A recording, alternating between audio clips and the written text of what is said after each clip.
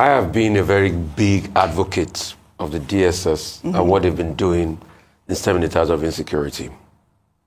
But if I'm going to give honest counsel, this was not the right way to go about it. And this is sad. You see, what they have now done is, a lot of people might not even have seen Sowore's tweets. He said he tweeted it on the 27th. Yes. 36th of August. I think it was 25th. I saw. What are we today? Yeah. What are we today? 8th. I only knew about the tweets because they started talking about it and the letter they wrote over the weekend. That's when you saw Sowore's tweet. I didn't even know that he tweeted anything of that nature. This is not a way to go about it, because you see, we live in a country where when we want to look at things on the pedestal of fairness, yes, what I would just say is it wasn't right to have called the president a criminal. You don't have any court judgment to be able to back that up. But secondly, the other part of the tweets, what the president also went to say in Brazil, that corruption is gone. Corruption is not gone from Nigeria. We also know that corruption is not gone.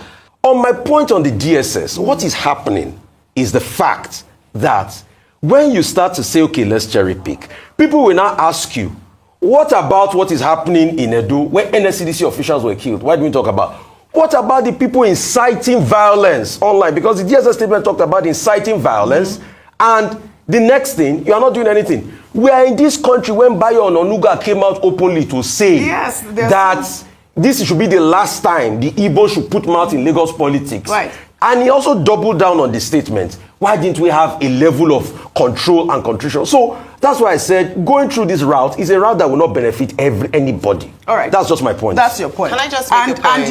And highlighting what Rufai has said, which is quite the fact that there are so many other ex-users that have made these sort of derogatory remarks or even, statements. It's quite apt, because the DSS should go after everybody and not cherry pick, which I like as well. But I would like for you to buttress the point I was making. I just wanted to say that for me, what would really matter would be when Sowore made the statement, after the clarification or before. He made it before. Before the clarification. So, okay, but before the clarification, then I can understand why he put it. But following the clarification, I do believe that if he continues down that path, then he's just deliberately wanting to attack what has already been clarified. Yes, it's not a good look for the president's statements to be frequently clarified, but he does have the right to do so. He does. You can speak off the cuff, and then you can clarify your statement in his defense, because we've seen situations where they make a statement and they stand by that statement. Irrespective, so do whatever you want to do. They stand by that statement. So following the facts, then I would say, okay, I understand where they're coming from, but I totally agree that the challenge with this is selective justice and selective action, which the DSS has been accused of doing. But beyond that, I must say that there's no one that's above the law.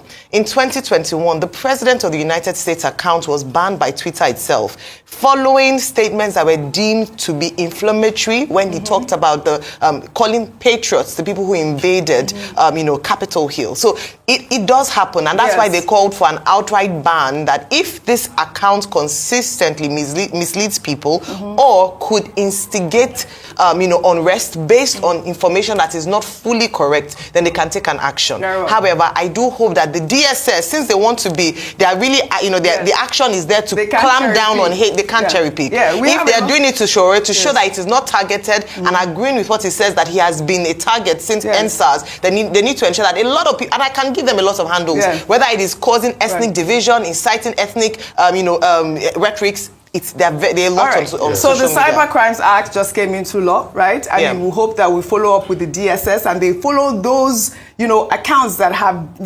shared inflammatory statements, bigoted statements that we have seen so far, government officials as well. And like I said, the DSS is an institution that investigates crime. They're well within their right to investigate anything that they deem to be a crime.